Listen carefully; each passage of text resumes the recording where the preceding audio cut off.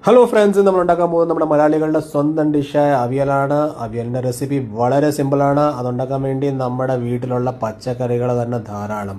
എല്ലാ പച്ചക്കറികളും ചോപ്പ് ചെയ്തിട്ട് ചീനച്ചട്ടിക്ക് ഇടുക. അതിനകത്ത് ഉപ്പ്, മഞ്ഞപ്പൊടി, സ്വല്പം വെള്ളം കൂടി ഇട്ട് അതിൻ്റെ ഒന്ന് വേവിക്കാൻ വെക്കുക.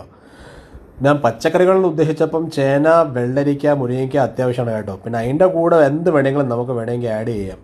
പിന്നെ ഒരു മിക്സിയുടെ ജാർ എടുക്കുക. അതിനകത്ത് കുറച്ച് തേങ്ങ, ചെറിയ ഉള്ളി, വറ്റൽമുളക്, ജീരകം, മഞ്ഞപ്പൊടി എല്ലാം കൂടി ഇട്ട് കുറച്ച് വെള്ളം കൂടെ ഇട്ടിട്ട് ഇത് ഒന്ന് ക്രഷ് ചെയ്തെടുക്കുക.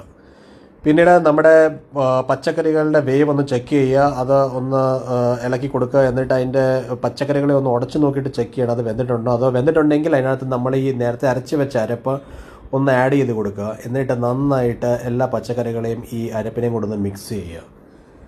പിന്നെ നമ്മുടെ ഈ അവിയൽ കണ്ടുപിടിച്ച് നമ്മുടെ പഞ്ചപാണ്ഡവന്മാരിലെ ഭീമനാണെന്ന് ഒരു കഥയുണ്ട് കേട്ടോ. ഇത് നമ്മുടെ അച്ഛൻ, അമ്മ, അമ്മൂമ്മമാരെ പറഞ്ഞുള്ളൊരു അറിവാണ്. അപ്പം അതിന് വേറൊരു സ്റ്റോറിയുണ്ട്. അപ്പം ഇതിൻ്റെ അകത്തോട്ട് ഒരു സ്പൂൺ വെളിച്ചെണ്ണയും പിന്നെ കുറച്ച് കറിവേപ്പിലയും കൂടി ഇട്ടിട്ട് ഒന്നുകൂടെ ഒന്ന് വേവിച്ച് കൊടുക്കുക. ഇത് ചൂടൊന്ന് ആറിയതിന് ശേഷം ഇതിനകത്തോട്ട് 2 സ്പൂൺ തൈരും കൂടി ഇട്ടിട്ട് ഇതിനെ നന്നായിട്ടൊന്ന് മിക്സ് ചെയ്ത് കൊടുക്കുക. ഇതാണ് നമ്മളെന്താണ് ഈ കാണുന്നത്. നമ്മുടെ avial ready. So simple, what A magic. നമ്മൾ എന്താണ് ഇവിടെ കാണിച്ചത്? ഒന്നും ചെയ്തില്ല, കുറേ പച്ചക്കറികളെടുത്ത് മിക്സ് ചെയ്തു, അവിയൽ റെഡി.